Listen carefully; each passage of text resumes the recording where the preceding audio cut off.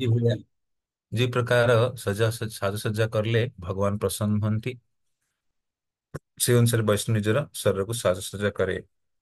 ଯେମିତି ଭୌତିକ ଦୁନିଆରେ ଗତ ଥର ଆମେ ଉଦାହରଣ ଦଉଥିଲେ କି ପୋଲିସ ବାଲା ଯେତେବେଳେ ପୋଲିସ ଡ୍ରେସ ପିନ୍ଧେ, ୟା ଆର୍ମି ବାଲା ଆର୍ମି ଡ୍ରେସ ପିନ୍ଧେ, ଯେକୌଣସି ପେଶାଦାରୀ ବ୍ୟକ୍ତି ନିଜର ବେଶଭୂଷା ସଜେଇଲେ ତାକୁ ସେଇଭଳିଆ ଅନୁଭବ ହୁଏ। ତେଣୁ ଭକ୍ତ ଯେତେବେଳେ ନିଜର ଭକ୍ତର ବେଶଭୂଷାକୁ ସଜାଏ, ତାକୁ ଭକ୍ତ ଭଳି ଅନୁଭୂତି ହୁଏ ଆକ୍ଚୁଆଲି। ତେଣୁ ଗଳାରେ ତୁଳସୀ ମାଳା ଭଗବାନଙ୍କ ପ୍ରତି ଶରଣାଗତିର ସୂଚକ ଅଟେ। ହଁ, ଚୈତନ୍ୟ ମହାପ୍ରଭୁ କହନ୍ତି ଉଁ, କି ତୃଣାଦପି ସୁନିଚେନ ତରୁରପି ସହିଷ୍ଣୁନା ଅମାନିନ ମାନଦେନ କୀର୍ତ୍ତନୀୟ ସଦା ହରି। ବୈଦିକ ସାହିତ୍ୟ ବହୁତ ବିସ୍ତାର, କିନ୍ତୁ ଚୈତନ୍ୟ ମହାପ୍ରଭୁ କୃପା କରି କେବଳ 8ଟି ଶ୍ଲୋକରେ ପୁରେ ବୈଦିକ ସାହିତ୍ୟର ସାରାଂଶକୁ ପ୍ରସ୍ତୁତ କରିଛନ୍ତି। ତେଣୁ ଆମେମାନେ କେମିତି ଭଗବାନଙ୍କ ପ୍ରତି ଶରଣାଗତି ବଢେଇବା ପ୍ରତି ସମୟରେ, ପ୍ରତି ମୁହୂର୍ତ୍ତରେ, ପ୍ରତିଦିନ। ତେଣୁ କଣ କଣ କଲେ ଭଗବାନ ପ୍ରସନ୍ନ ହେବେ, ସେଇ କଥା ଭକ୍ତର ମେଡିଟେସନ ଥାଏ। ତେଣୁ ଯେପରି ଗୋଟେ ପ୍ରେମୀ ଆଉ ପ୍ରେମିକା ଭିତରେ ପ୍ରେମ ସମ୍ପର୍କ ଗଢି ଉଠେ, ଆଉ ସେ ପ୍ରେମିକାକୁ ଖୁସି କରିବା ପାଇଁ ପ୍ରେମୀ ସବୁ ପ୍ରକାର ଉଦ୍ୟମ କରେ, ସେହିପରି ଭକ୍ତ ବି ଭଗବାନଙ୍କ ପ୍ରତି ବିଶେଷ ପ୍ରେମ ଲାଭ କରିବା ପାଇଁ ସବୁ ପ୍ରକାର ସେଇ ଜିନିଷ କରେ ଯାହା ଭଗବାନଙ୍କୁ ପ୍ରସନ୍ନ କରେ। ଶିଲ ପ୍ରଭୁପାଦ କହନ୍ତି attention to detail is a sign of love. ଯିଏ ଯାହାକୁ ପ୍ରେମ କରେ ସେ ତାର ସବୁ ଦିଗ ଉପରେ ଧ୍ୟାନ ଦିଏ। ଯେମିତି ଗୋଟେ ପ୍ରେମୀ ପ୍ରେମିକାକୁ ପ୍ରେମ କରିବା ସମୟରେ ସେ ତାକୁ କଣ ପସନ୍ଦ, କୋଉ ଖାଇବା ପସନ୍ଦ କରେ, କୋଉ ରଙ୍ଗ ତାର ପସନ୍ଦ, କଣ କାର୍ଯ୍ୟକ୍ରମ କରିବାକୁ ଭଲ ପାଏ, ସେଇପରି ଯେ ଭକ୍ତ ସେ ଭଗବାନଙ୍କର ଅ ଯୋଉ ଯୋଉ ଦିଗରେ ଭଗବାନଙ୍କର ଆନନ୍ଦ ପ୍ରାପ୍ତ ହୁଏ, ଭଗବାନଙ୍କ ରୁଚି ଯୋଉ ଦିଗରେ, ସେ ଅନୁସାରେ ସେବା କରେ। ତେଣୁ ଆମେ ଗଳାରେ ତୁଳସୀ ମାଳା ପିନ୍ଧିଲେ ଇଏ ହଉଛି ଶରଣାଗତିର ସୂଚକ। ଆଉ ଭଗବାନ ବିଶେଷ ଆନନ୍ଦିତ ହୁଅନ୍ତି, କିନ୍ତୁ ଭଗବାନଙ୍କର ତୁଳସୀ ମହାରାଣୀ ବଡେ ପ୍ରିୟ। ସେଥିପାଇଁ ଭଜନ ଗାଉଛି କଣ, ତୁଳସୀ କୃଷ୍ଣ ପ୍ରେୟସୀ ନମୋ ନମ। ହେ ତୁଳସୀ ମହାରାଣୀ, ଆପଣ କୃଷ୍ଣଙ୍କର ଅତ୍ୟନ୍ତ ପ୍ରିୟତମ ଅଟନ୍ତି। ରାଧା କୃଷ୍ଣ ସେବା ପାଓ ଏହି ଅଭିଳାଷୀ। ମୁଁ ରାଧାକୃଷ୍ଣଙ୍କ ସେବା ପ୍ରାପ୍ତ କରିବା ପାଇଁ ଏହି ଅଭିଳାଷ ନେଇ ଆପଣଙ୍କ ଆଶ୍ରୟ ନେଉଛି। ତେଣୁ ଯେମିତି ତୁଳସୀ ମହାରାଣୀ ଯିଏ ଆଧ୍ୟାତ୍ମିକ ଜଗତରେ ବୃନ୍ଦା ଦେବୀ, ସେ ତୁଳସୀ ମାଳା ମହାରାଣୀ ରୂପରେ ଏ ଧରା ଭୌମ୍ୟ ଲୀଳାରେ ରହୁଛନ୍ତି। ଭଗବାନ ରାଧାକୃଷ୍ଣଙ୍କର ବିଶେଷ ସେବାରେ ସେ ସମସ୍ତଙ୍କୁ ନିୟୋଜିତ କରୁଛନ୍ତି। ତେଣୁ ତୁଳସୀ ଭଗବାନଙ୍କର ଅତ୍ୟନ୍ତ ପ୍ରିୟ। ତୁଳସୀ ଆମେ ଧାରଣ କଲେ ସ୍ୱୟଂ ତୁଳସୀ ମହାରାଣୀ ସେଇଠି ରହନ୍ତି ଯୋଉଠି ଭକ୍ତି ଦେବୀଙ୍କର ବାସ ଥାଏ ଆକ୍ଚୁଆଲି। ତେଣୁ ଆମେ ତୁଳସୀ ପିନ୍ଧିଲେ ଆମେ ଇଏ ହଉଛି ଭକ୍ତିର ପ୍ରଗତିର ଲକ୍ଷଣ ଆକ୍ଚୁଆଲି। ସାକ୍ଷାତ ତୁଳସୀ ମାତାଙ୍କ ସହିତ ଆମେ ନିତ୍ୟ ବାସ କରୁ, ଯିଏ ଭଗବାନଙ୍କ ପ୍ରିୟତମ ଅଟେ। ତେଣୁ ତୁଳସୀ ପ୍ରାର୍ଥନା 2 ଜଣ ଲେଖିଛନ୍ତି, କୃଷ୍ଣଦାସ କବିରାଜ ଗୋସ୍ୱାମୀ, ଆମେ ଯୋଉଟା ଇସ୍କନରେ ଗାନ କରୁଛେ, ଆଉ ଗୋଟେ ଚନ୍ଦ୍ରଶେଖର ଆଚାର୍ଯ୍ୟ ଲେଖିଛନ୍ତି, ବେଳେ ବେଳେ ଗୌଡୀୟ ମଠ ମାନଙ୍କରେ ଗାନ କରାଯାଏ। ତେଣୁ ଚନ୍ଦ୍ରଶେଖର ଆଚାର୍ଯ୍ୟ ଲେଖୁଛନ୍ତି ତୁଳସୀ ନମୋ ନମ ବୃନ୍ଦେ ନମୋ ନମ। ସେଥିରେ କହୁଛନ୍ତି କି ଯଦି ଆମେ 56 ବ୍ୟଞ୍ଜନ ବନେଇକି ତୁଳସୀ ମହାରାଣୀ ଭଗବାନ କୃଷ୍ଣଙ୍କୁ ଦେବା, ଆଉ ସେଥିରେ ତୁଳସୀ ପଢିନି, ଭଗବାନ କୌଣସି ବ୍ୟଞ୍ଜନକୁ ସ୍ୱୀକାର କରନ୍ତି ନାହିଁ। ବିନା ତୁଳସୀ ପ୍ରଭୁ ଏକ ନାହିଁ ମାନି। କି ଭଗବାନ ଗୋଟେ ବି ବସ୍ତୁ କୌଣସି ବ୍ୟଞ୍ଜନ ବି ସ୍ୱୀକାର କରନ୍ତି ଯଦି ସେଥିରେ ତୁଳସୀ ନ ପଡିଥାଏ। ତେଣୁ ସେହିପରି ଜୀବ ବି ଭଗବାନଙ୍କୁ ଅର୍ପିତ ହୁଏ। ଜୀବକୁ ବି ତୁଳସୀ ଦେଇ ଅର୍ପଣ କରାଯାଏ। କିଏ ଭଜନ କହୁଛନ୍ତି ନା ମହାନ ମୈଥିଲି କବି ବିଦ୍ୟାପତି କହୁଛନ୍ତି, ଦେହି ତୁଳସୀ ଦିଲ ଦେହ ସମର୍ପିଲୁ। ହେ ପ୍ରଭୁ, ଏ ଦେହକୁ ସମର୍ପଣ କରୁଛୁ ଆପଣଙ୍କ ଚରଣ କମଳରେ ତୁଳସୀ ଦେଇକି ଦିଏ। ତେଣୁ ଆମେ ଗଳାରେ ତୁଳସୀ ଦେଇ ଏ ମାନବ ଶରୀରକୁ ଭଗବାନଙ୍କ ସେବାରେ ନିୟୋଜିତ କରୁଛୁ। ତେଣୁ ଯମରାଜ ଜୀବନର ଶେଷ ସମୟରେ, ବ୍ୟକ୍ତିର କାଳ ସମୟରେ ଯମରାଜ ଆସନ୍ତି। ଯୋଉମାନଙ୍କ ଗଳାରେ ତୁଳସୀ ମାଳା ଅଛି ତାକୁ ଯମରାଜ ସ୍ପର୍ଶ କରନ୍ତି ନାହିଁ। ଅନ୍ୟଥା ସମସ୍ତଙ୍କୁ ସମନ ଆଣି କାଳ ଗ୍ରସିତ କରିଯାଏ ସମୟ ଅନୁସାରେ। ତେଣୁ ଯାହାର ମାଥାରେ ତିଳକ ଅଛି, ଯିଏ ତୁଳସୀ ମାଳା ଧାରଣ କରିଛି, ଯାହା ମୁଖରେ ନିରନ୍ତର କୃଷ୍ଣ ନାମ, ଭଗବାନଙ୍କ ନାମ, ତାଙ୍କୁ ଯମରାଜ କହିଛନ୍ତି, ଯମଦୂତ ମାନଙ୍କୁ, ସେଇଭଳି ବ୍ୟକ୍ତିକୁ ତମେ ସ୍ପର୍ଶ କରିବ ନାହିଁ। ତେଣୁ ଗଳାରେ ତୁଳସୀ ମାଳା ଧାରଣ କରିବା ଶରଣାଗତିର ସୂଚକ ଅଟେ। ଅପରାଧୀ ବ୍ୟକ୍ତି ଯଦି ତୁଳସୀ ମାଳା ଗ୍ରହଣ କରେ ସେ ବୈଷ୍ଣବ ନୁହେଁ। ହୁଁ, ସେ କେବଳ ବୈଷ୍ଣବର ନକଲ କରୁଅଛି ଆଉ ଗମ୍ଭୀର ଭାବରେ ଭଗବାନଙ୍କ ନିକଟରେ ଶରଣାପନ୍ନ ହେବାର ଛଳନା କରୁଥାଏ। ତେଣୁ ଚୈତନ୍ୟ ମହାପ୍ରଭୁ ସମସ୍ତଙ୍କୁ ଭଗବତ ପ୍ରେମ ପ୍ରଦାନ କରନ୍ତି, କିନ୍ତୁ କପଟି ଲୋକମାନଙ୍କୁ ନୁହେଁ। ଯିଏ ଭିତରେ କିଛି ଆଉ ବାହାରେ କିଛି। ଭକ୍ତ ହବ ସରଳ, ବାହାରେ ବି ଯେପରି ଭିତରେ ସେଇପରି। ଭଗବତ ଗୀତାରେ ବି ଭଗବାନ ସୁନ୍ଦର ଶ୍ଲୋକରେ ବର୍ଣ୍ଣନା କରୁଛନ୍ତି କି ସେଭଳିଆ ବ୍ୟକ୍ତି कर्मेन्द्रियाणि संयम्य ज आस्ते मनसा स्मरन् इंद्रियार्थे विमूढ़ात्मा मिथ्याचार स उच्यते। भगवद गीता तृतीय अध्यायर षष्ठ श्लोक रे भगवान कहउଛନ୍ତି कि व्यक्ति बाहर रूपरे निजर कर्मेन्द्रिया को संयमित करिछि और जदि तार मन इंद्रिय भोगरे लागि रहिछि ताले से भलिया व्यक्ति को कौन कहा जाए? मिथ्याचारी स उच्यते। मिथ्याचारी प्रिटेंडर। तेणु संसार बहुत सारे लोग अछंती मिथ्याचारी थांती। मिथ्याचारी मतलब बाहर किछि भीतर किछि। तेणु भक्तिनाथ ठाकुर कहती गलाय कंठी माथाए तिल गलाय कंठी कौबिन पीड़ा यही तो कलिर छेला। कि संसार ये व्यक्ति कलिर एजेंट, कलिर एजेंट। तेणु आम से भाया भक्त हवानी, आम सच्चा भक्त हवा जो भाया भक्त भगवान को प्रिय। तेणु आम अपराधी हवा, तुलसी माला धारण करवा, माछ मांस खाइबा, कंठी माला पिंधिबा से ठीक नुहे। वास्तविक वैष्णव नियम पालन करने बहुत आवश्यक। तेणु वैष्णव की छलना करने कथा नहीं। हृदय जमती बाहर सेमती से भाया गंभीर भाव में भक्त भगवान शरणापन्न होता है, अन्यथा छलना करुए। जिते व्यक्ति कौन सी ये महान आंदोलन सहित आसे बेल तार कहार अन्य किसी इच्छा रही जाए थाए। किसी सूक्ष्म रूप से अनेक कामना वासना पूर्ण करने को व्यक्ति मैंने आसती। से भाया भक्त लंबा समय जाए रही पारती ना, समय आसिले से रंग उड़ी जाए, से पलि जाती एक्चुअली। किंतु आम आम रंगे दीचे भगवान को सेवा पाई जीवन भर ये भगवान के चरण में लगी रही। यदि आम साधु शास्त्र निर्देश अनुसार चलवा। किछि भक्त पूजा जप बा कौन सी शुभ कार्य करने समय अन्य प्रकार मंगलमय माला जपरी तुलसी द्वारा या कौन सी विशेष माला यथा पद्म मंजर माला, जगन्नाथ रथ चौड़ी द्वारा प्रस्तुत होता माला अथवा पवित्र रेशम सूता माला कंठरे परिधान करते। किंतु स्नान करने समय शव यात्रा जीवा समय शौचक्रिया करुवा समय ताहाकू बाहर करदेवा उचित। तेणु बेले बेले भक्त माने अलग अलग प्रकार माली पिंधि था। जमती जगन्नाथ रथ दौड़ी रे तैयारी माली बेले बेले भक्त माने पिंधि था, या अलग अलग पद्म मंजिर माली पिंधि था। तेणु जिते आम स्नान कर शौच क्रिया नेचर कल अटेंड करवा कौन शव यात्रा जावा से समय से माली को बाहर कर दिया उचित। कि तुलसी माला निरंतर आमर गलारे थिबो। बेले बेले किसी भक्त माने अलग अलग प्रकार माली सब गलारे पकई था, से भाया माली अशुद्ध अवस्था अशुद्ध हो जाए। नियमित रूपे कंठीमाला धारण कले खराब स्वप्न, दुर्घटना, शस्त्र द्वारा आक्रमण तथा जमदूतों ठारू रक्षा मिलता है। तेणु कंठीमाला पिंधिबा द्वारा आध्यात्मिक कौन लाभ मिलुछि? प्रथम लाभ है आमे भगवान को प्रसन्न करने चेष्टा करुछे, कि भगवान प्रियतम होचन तुलसी महारानी। तुलसी माला धारण कले भगवान बहुत प्रसन्न होती। द्वितीय कौन लाभ आध्यात्मिक? कि तुलसी माला धारण कले भगवान का चरण रे समर्पण या शरणागति बढ़े। आउ कौन आध्यात्मिक लाभ ना? बेले बेले संसार रही होता समय व्यक्ति खराब स्वप्न देखे। स्वप्न से भगवान को देखुनी, गुरु आचार्य को देखुनी, स्वप्न कौन देखुची? कौन सी सुंदर स्त्री आसी ताको विमोहित करुची, माया रूप से पतन कर दउछि। से बोले खराब स्वप्न कंठीमाला पिंधिले हबनी। दुर्घटना, अकाल मृत्यु, ये सब भी कंठीमाला आमको बंची रखी था।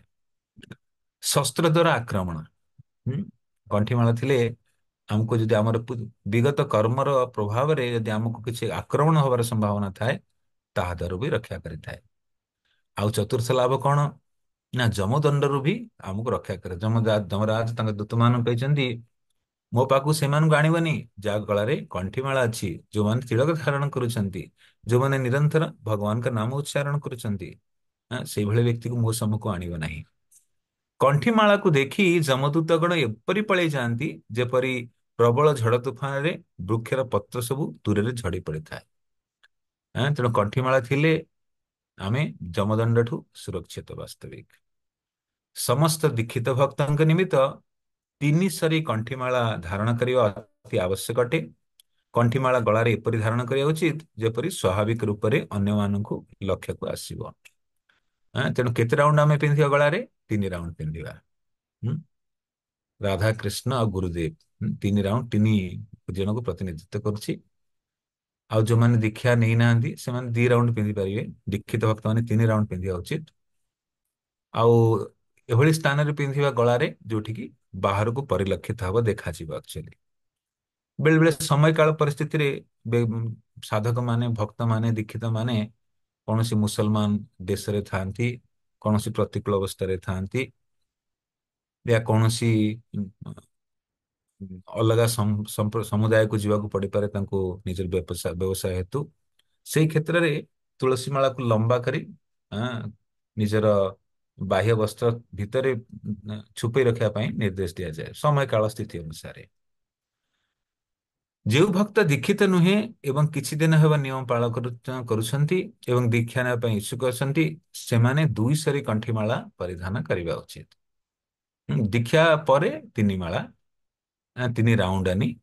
ଆଉ ଦୀକ୍ଷା ପୂର୍ବରୁ 2 ରାଉଣ୍ଡ ପିନ୍ଧି ହବ। କିନ୍ତୁ କିଏ ପିନ୍ଧିବ? ଯିଏ ନିୟମ ପାଳନ କରିବାକୁ ଆରମ୍ଭ କଲାଣି। ତୁଳସୀ ମାଳା ପିନ୍ଧି ମାଂସ ପିଆଜ ରସୁଣ ଖାଇବା ମନା ଆକ୍ଚୁଆଲି। ଯୋଉମାନେ ନିୟମ ପାଳନ କରି ଆରମ୍ଭ କଲେଣି ସେଇମାନେ ହିଁ ତୁଳସୀ ମାଳା ଧାରଣ କରିପାରିବେ। ଯେଉଁ ବ୍ୟକ୍ତି 4ଟି ନିୟମ ଏବଂ ହରିନାମ ଜପ ଠିକ ଭାବରେ କରୁନାହିଁ, ସେ କଣ୍ଠିମାଳା ପିନ୍ଧିବା ଉଚିତ ନୁହେଁ। ସ୍ପଷ୍ଟ ଭାବରେ ଏହା କୁହାଯିବା ଉଚିତ, କଣ୍ଠିମାଳା ଧାରଣ କରିବା ପରେ ପିଆଜ ରସୁଣ ଖାଇବା ଉଚିତ ନୁହେଁ। ତେଣୁ ଆମେ ଅନେକ ଅନେକ ସ୍ଥାନରେ ଦେଖନ୍ତୁ ସହଜିଆ ଲୋକମାନେ ଯିଏ ଭକ୍ତି ଗୋଟେ ସହଜରେ ନେଇଯାଆନ୍ତି। ତୁଳସୀ ମାଳା ପିନ୍ଧି ଲୋକ ପିଆଜ ରସୁଣ ଆଇଁଷ ଖାଇବା, ମଦ୍ୟପାନ କରିବା, ଅବୈଧ ପୁରୁଷ ସ୍ତ୍ରୀ ସଙ୍ଗ କରିବା, ଏସବୁ ବର୍ଜିତ। ହୁଁ ଆମେ ସେଇ କ୍ଷେତ୍ରରେ ତୁଳସୀ ମାଳା ଧାରଣ କରିବା ଯେତେବେଳେ ନିୟମ ସବୁ କଡାକଡି ରୂପରେ ପାଳନ କରିବାକୁ ଆରମ୍ଭ କଲେଣି। ଏହି ପ୍ରକାର ସବୁ ବ୍ୟକ୍ତିଙ୍କୁ ଏବଂ ନୂତନ ଭକ୍ତଙ୍କୁ ମାର୍ଗଦର୍ଶନ କରାଇବା ଆବଶ୍ୟକ। ତେଣୁ ଗତ ଗତ ଥର ଜଣେ ପ୍ରଶ୍ନ କରୁଥିଲେ, ଯିଏ ଆପଣଙ୍କର ବୁକ୍ ସପରେ ରହୁଛନ୍ତି କି ସେଇ ଭକ୍ତ ୟା ପ୍ରଚାରକ, ବେଳେ ଲୋକମାନେ ଆସି ତୁଳସୀ ମାଳା ମାଗୁଥାନ୍ତି। ଆମେ କିନ୍ତୁ ବଡି ବିନୀତ ଭାବରେ, ବିନମ୍ର ଭାବରେ ତାଙ୍କୁ କହିବା, ଯଦି ଆପଣ ଏ ନିୟମ ପାଳନ କଲେଣି ତାହେଲେ ଆପଣ ତୁଳସୀ ଗ୍ରହଣ କରନ୍ତୁ। ହଁ। ତେଣୁ ଇଏ ହଉଛି କଣ୍ଠିମାଳା ସମ୍ବନ୍ଧରେ କିଛି ବିଶେଷ ଧାରଣା, କିଛି ବିଶେଷ ନିର୍ଦ୍ଦେଶନା। ତାକୁ ଆମେ ପାଳନ କରି ଚାଲିବା, ବୈଷ୍ଣବ ସଦାଚାର ପାଳନ କରିବା। ହଁ। ପରବର୍ତ୍ତୀ ବିଧି ହଉଛି ଦାଢି ଆଉ ନିଶ। ବେଳେ ବେଳେ ଭୌତିକ ଜୀବନରେ ରହିଲା ସମୟରେ ବ୍ୟକ୍ତି ଦାଢି ନିଶ ରଖନ୍ତି। ଭାବନ୍ତି ଆମେ ଦାଢି ନିଶ ବହୁତ ସୁନ୍ଦର ଲାଗୁଛି। ଯେଉଁ ଭକ୍ତ ଦୀକ୍ଷିତ ହୋଇଛନ୍ତି କିମ୍ବା ଦୀକ୍ଷା ନେବା ପାଇଁ ପ୍ରସ୍ତୁତ ହଉଛନ୍ତି, ସେ ତାଙ୍କ ମୁଖରେ ଦାଢି ନିଶ ରଖିବା ଉଚିତ ନୁହେଁ। ତେଣୁ ବୈଷ୍ଣବ କେମିତି ନା ବହୁତ କ୍ଲିନ, ଶୁଦ୍ଧ, ସ୍ୱଚ୍ଛ। ଶିଲ ପ୍ରଭୁପାଦ ଯେତେବେଳେ ବିଦେଶରେ ଥାନ୍ତି, ସେ ହିପି ମାନଙ୍କୁ ହାପି ବନେଇଲେ। ଆଉ ଯେତେବେଳେ ଦେଖନ୍ତି ଭକ୍ତମାନେ ବାଳ ଦାଢି ବଢେଇ ଦେଲେଣି, ପ୍ରଭୁପାଦ କହନ୍ତି don't try to become hippie again. ମୁଁ ତୁମମାନଙ୍କୁ ହାପି ବନେଇଛି, ଦୁବାରା ହିପି ହୋନା, ବାଳ ବଢାନା, ଦାଢି ବଢାନା, ନିଶ ବଢାନା। ହୁଁ। ତେଣୁ ବୈଷ୍ଣବ ହଉଛି ପୂର୍ଣ୍ଣ ରୂପରେ ସ୍ୱଚ୍ଛ, ନିର୍ମଳ, ସୁନ୍ଦର ଆକ୍ଚୁଆଲି। ତେଣୁ ବୈଷ୍ଣବ ବିଧିବିଧାନ ଅନୁସାରେ ଦାଢି ମୁଛ, ଦାଢି ନିଶ ରଖିବାର ବିଧି ନାହିଁ। ତେଣୁ ବୈଷ୍ଣବ କେଶ ମୁଣ୍ଡନ କରନ୍ତି, ଦାଢି ନିଶ କାଟି ଦିଅନ୍ତି। ପରିଷ୍କାର ସ୍ୱଚ୍ଛ ଲାଗନ୍ତି ଆକ୍ଚୁଆଲି। କେତେକ ଭକ୍ତ ବିଶେଷ କ୍ଷେତ୍ରରେ ପ୍ରାୟ 15 ଦିନରେ କିମ୍ବା ପୂର୍ଣ୍ଣିମା ଦିନରେ ମୁଣ୍ଡନ ହେଇଥାନ୍ତି। ଗତ ଥର ଆମେ ଚର୍ଚ୍ଚା କରୁଥିଲେ କି ସପ୍ତାହ କମ ସେ କମ ଥରେ ହଉ, 10 ଦିନରେ ଥରେ ହଉ, ୟା 15 ଦିନରେ ଥରେ ହଉ, ଯାହାର ଯେଇ ଭଳିଆ ଥରେ ମୁଣ୍ଡନ କରିବା ବହୁତ ଆବଶ୍ୟକ। ଏସ୍ପେସିଆଲି ଯୋଉମାନେ ମନ୍ଦିର ଆଶ୍ରମ ଜୀବନରେ ରହୁଛନ୍ତି, ସେମାନେ ଏ ବିଧି ପାଳନ କରିବା ଅନିବାର୍ଯ୍ୟ। ଏବଂ କିଛି କିଛି ସାଧକ ଥାଆନ୍ତି ଯୋଉମାନେ ଚତୁର୍ମାସ୍ୟ ସମୟରେ ଦାଢି କାଟନ୍ତିନି, ନିଶ କାଟନ୍ତିନି, ମୁଣ୍ଡନ କରନ୍ତି ନାହିଁ। क्योंकि नख काटନ୍ତି ନାହିଁ। ଚତୁର୍ମାସରେ କିଛି କିଛି ନିୟମ ଅଛି। କିନ୍ତୁ ପ୍ରଚାର ହେତୁ ଯେହେତୁ ଆମେ ସାମାଜିକ ସ୍ଥିତିରେ ରହୁଛେ, ଯୋଉମାନେ ଭଜନାନନ୍ଦୀ, ଯୋଉମାନେ ଏକାନ୍ତ ବାସ କରନ୍ତି, ସେମାନେ ଭଜନ ଅଧିକ ବଢିବା ଦ୍ଵାରା, ସମୟ ନ ପାଇବା ଦ୍ଵାରା ସେମାନେ ଏସବୁ ପାଳନ କରିପାରିବେ। କିନ୍ତୁ ଆମେମାନେ ଯେହେତୁ ପ୍ରଚାର ଆନ୍ଦୋଳନରେ ଅଛୁ, ଆମେ ଗୋଷ୍ଠାନନ୍ଦୀ ଜନସମୂହ ସହିତ ମିଶୁଛେ, ତେଣୁ ଆମକୁ ସ୍ୱଚ୍ଛ ରହିବା ବହୁତ ଆବଶ୍ୟକ। ଆମକୁ ଦାଢି ବଢେଇବା, ବାଳ ବଢେଇବା, या ନଖ ବଢେଇବା ଅନିଶ୍ଚିତ ଆକ୍ଚୁଆଲି। ନଖ ବି କାଟିବା ବହୁତ ଆବଶ୍ୟକ। ହୁଁ। କିନ୍ତୁ ଯୋଉମାନେ ଚତୁର୍ମାସ ପାଳନ କରନ୍ତି, ଯେମିତି ଗୌଡୀୟ ମଠ ୟା ଭଜନାନନ୍ଦୀ ଭକ୍ତମାନେ, ଯୋଉମାନେ ଏକାନ୍ତ ବାସ କରନ୍ତି, ସେମାନେ ବାଳ ଦାଢି ବଢେଇ ଦିଅନ୍ତି। ସେମାନେ ନିଶ ବଢେଇ ଦିଅନ୍ତି, ସେମାନେ ନଖ ବି ବଢିଯାଏ। କାହିଁକି ନା ସେମାନେ ନିରନ୍ତର ଭଜନରେ ଲାଗିଥାନ୍ତି। ସେଲେ ଭକ୍ତିସିଦ୍ଧାନ୍ତ ସରସ୍ୱତୀ ଠାକୁର ପ୍ରଭୁପାଦ ଯେତେବେଳେ ଚତୁର୍ମାସ କରନ୍ତି, ସେ ରହୁଥିଲେ କୋଉଠି ନା ଯୋଗ ପୀଠରେ। ଆଉ ବହୁତ ବର୍ଷା ହୁଏ, ବେଳେ ବେଳେ ଛତା ଧରି ସେ ଭଜନ କରୁଥାନ୍ତି। ହୁଁ। ସେ ତାଙ୍କ ହାତରୁ କେତେବେଳେ ମାଳା ବାହାରେ ନା। ସେ ମାଳା ହାତ ଭିତରେ ହାତ ନିରନ୍ତର ଥାଏ। ବାଁ ହାତରେ ଟିକେ ଖିଚଡି ବନେଇବେ, ଦିନକୁ ଥରେ ପାଇବେ, ମାଟି ଉପରେ ପକେଇ ଦେଇ ଚାଟିଦେବେ ତାକୁ। ସେ ବହୁତ କଠିନ ତପସ୍ୟା। ଆମେ ତାଙ୍କର ନକଲ କରିପାରିବା ନାହିଁ। ଆମେ ବାସ୍ତବିକ ସ୍ୱାଭାବିକ ରୂପରେ ଆମେ ପ୍ରଚାର କାର୍ଯ୍ୟରେ ଲାଗି ରହିବା, ସେବାରେ ଲାଗି ରହିବା, ଏଇ ଆମର ଜୀବନର ସାର୍ଥକତା। ସାର୍ଥକତା। କିନ୍ତୁ ଯୋଉମାନେ ବହୁତ ଉତ୍ତମ କୋଟିର ଭଜନାନନ୍ଦୀ ସାଧକ ଭକ୍ତ, ଯୋଉମାନେ ଏକାନ୍ତ ବାସ କରନ୍ତି, ସେମାନେ କଠୋର ନିୟମକୁ ପାଳନ କରିଥାନ୍ତି। ପ୍ରଚାର ଦୃଷ୍ଟିରୁ ଏବଂ ଅନ୍ୟ କେତେକ କାରଣରୁ ନିୟମିତ ଭାବେ ମୁଣ୍ଡନ ହେବା ଏକ ଆଦର୍ଶ ସୂଚକ ଅଟେ।